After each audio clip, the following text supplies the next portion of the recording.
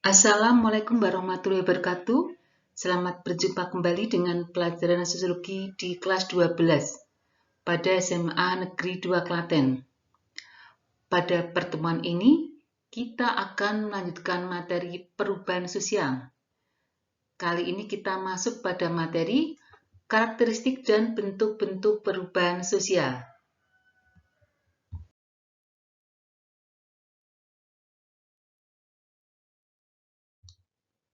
Sekarang kita akan mempelajari karakteristik atau ciri-ciri perubahan sosial. Yang pertama, perubahan sosial adalah merupakan gejala yang melekat pada setiap masyarakat. Artinya, tidak ada satupun masyarakat yang tidak mengalami perubahan. Setiap masyarakat pasti mengalami perubahan. Hanya saja, antara masyarakat yang satu dengan masyarakat yang lain, perubahannya berbeda. Ada yang perubahannya cepat, misalnya pada masyarakat kota, ada juga perubahan yang memerlukan waktu yang cukup lama. Hal ini terjadi pada masyarakat tradisional. Yang kedua, perubahan sosial dan perubahan kebudayaan yang terjadi dalam masyarakat saling berkaitan.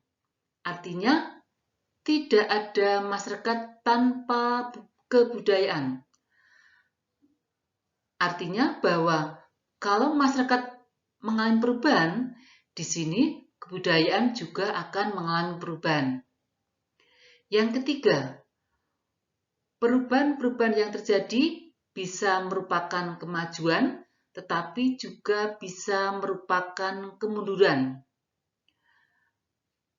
Mengalami kemajuan apabila memberikan inovasi atau mampu meningkatkan kesejahteraan masyarakat, mampu meningkatkan produktivitas, efektivitas, dan efisiensi kerja. Namun juga mengalami kemunduran apabila perubahan itu membawa bencana, konflik, membawa ketidakharmonisan dalam masyarakat. Yang keempat, perubahan bisa diterima, bisa ditolak. Perubahan yang bisa diterima atau mudah diterima biasanya menyangkut kebendaan atau materi, misalnya peralatan teknologi. Namun, perubahan bisa ditolak apabila menyangkut ideologi atau pandangan hidup. Ini sulit untuk mengubah ideologi suatu negara atau suatu masyarakat itu tidak mudah, maka bisa ditolak. Yang kelima, hampir semua perubahan mengandung risiko besar. Artinya, salah satu sisi mengadakan sebuah perubahan, di sisi lain berdampak pada risiko. Misalnya, penebangan hutan secara besar-besaran untuk pemukiman. Dampak jangka panjang karena tidak ada resapan air akan berdampak pada bahaya banjir. Banyak kawasan yang tergenang banjir di saat hujan yang lebat misalnya. Yang keenam, perubahan dapat menimbulkan masalah sosial. Artinya, dari perubahan yang berisiko besar tadi, dampaknya menimbulkan masalah sosial. Misalnya pada pemukiman masyarakat, tentang kesehatan masyarakat, dan sebagainya.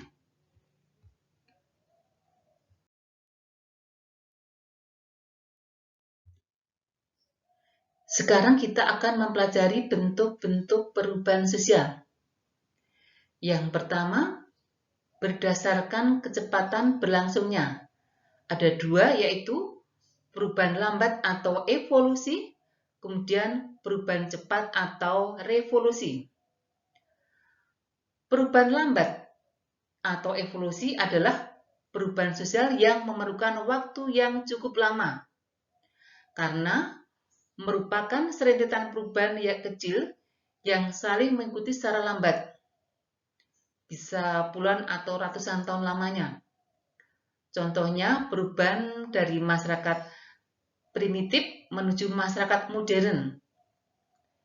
Yang kedua, perubahan cepat atau revolusi. Ini adalah perubahan yang sangat cepat, yang menyangkut dasar atau sendi-sendi pokok dasar bagi kehidupan masyarakat. Contoh perubahan cepat misalnya revolusi industri di Inggris, yaitu perombakan secara total dari tenaga manusia digantikan dengan tenaga mesin. Revolusi politik di Perancis tentang sistem pemerintahan.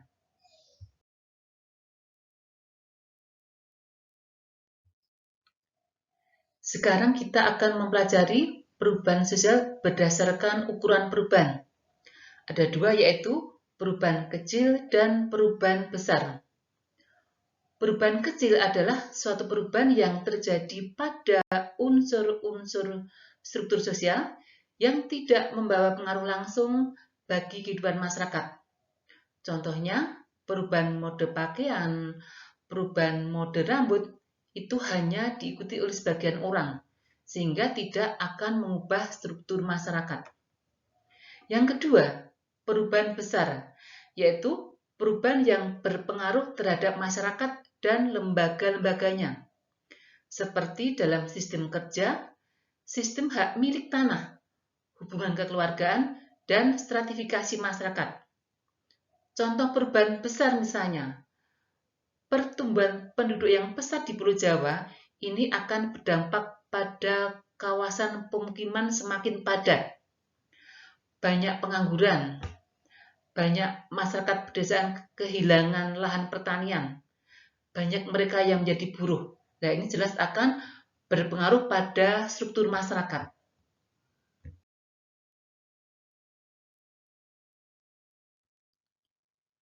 Sekarang kita mempelajari bentuk perubahan sosial berdasarkan alasannya. Ada dua, yaitu perubahan yang dikehendaki atau direncanakan.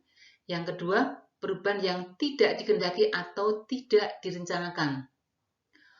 Perubahan yang dikehendaki atau direncanakan adalah suatu perubahan yang sengaja disusun atau diprogram oleh pihak-pihak yang menghendaki perubahan atau agent of change.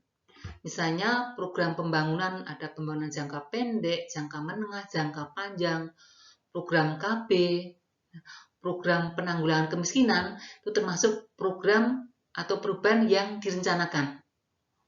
Sedangkan perubahan yang tidak dikehendaki adalah perubahan yang muncul di luar jangkauan pengawasan manusia. Misalnya perubahan sistem adat perkawinan. Masyarakat sekarang mengambil cara-cara yang sederhana. Nah, ini termasuk perubahan tidak direncanakan. Ada lagi misalnya bencana, gempa bumi, banjir. Nah, ini contoh perubahan yang tidak dikehendaki.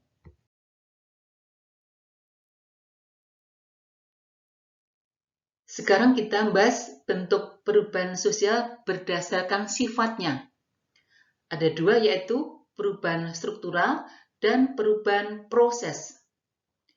Perubahan struktural adalah perubahan yang sifatnya mendasar, sehingga menyebabkan timbulnya reorganisasi dalam masyarakat. Contohnya perubahan dalam sistem pemerintahan, bisa revolusi industri, ini akan mengubah struktur masyarakat. Yang kedua, perubahan proses, yaitu perubahan yang sifatnya tidak mendasar, karena hanya merupakan perbaikan atau penyempurnaan dari perubahan sebelumnya. Contohnya, perubahan kurikulum dari K13 menjadi KTSP, dan nanti berkembang menjadi kurikulum sekolah penggerak. Contohnya lagi misalnya perubahan metode pembelajaran. Itulah contoh perubahan proses. Demikian anak-anak, pertemuan kali ini kita telah membahas tentang karakteristik dan bentuk-bentuk perubahan sosial. Apabila dalam penyampaian materi ada yang tidak jelas, anak-anak bisa tanyakan di grup kelas sosiologi. Akhir kata, pertemuan hari ini kita akhiri, nanti dilanjut pada pertemuan berikutnya pada materi yang berbeda.